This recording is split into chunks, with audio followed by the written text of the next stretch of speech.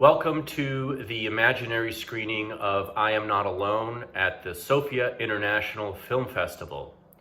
I'm Alec Mouhibian, producer of I Am Not Alone, and on behalf of director Garin Hovhannisyan, I'd like to say just how honored I am to present this film in Bulgaria.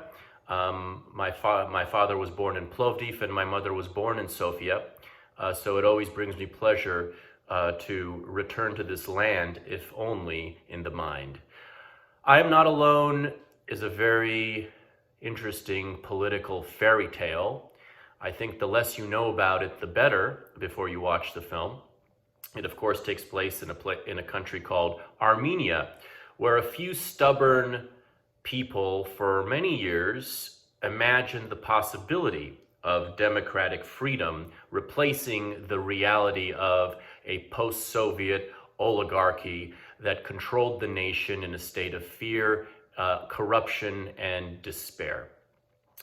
And the few people who were imagining this had always been told that what they were imagining was a fantasy that was they'd be wise to abandon. That freedom had no chance of taking root anytime soon in a country as impoverished, as landlocked, and as geopolitically endangered as the Republic of Armenia.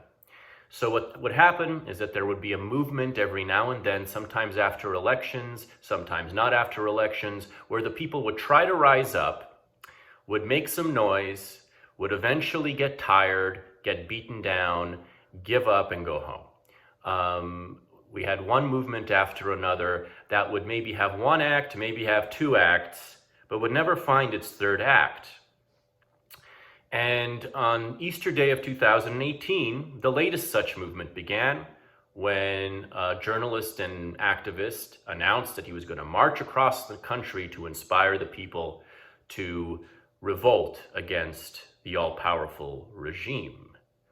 And this time, the question is, would this journey have a third act?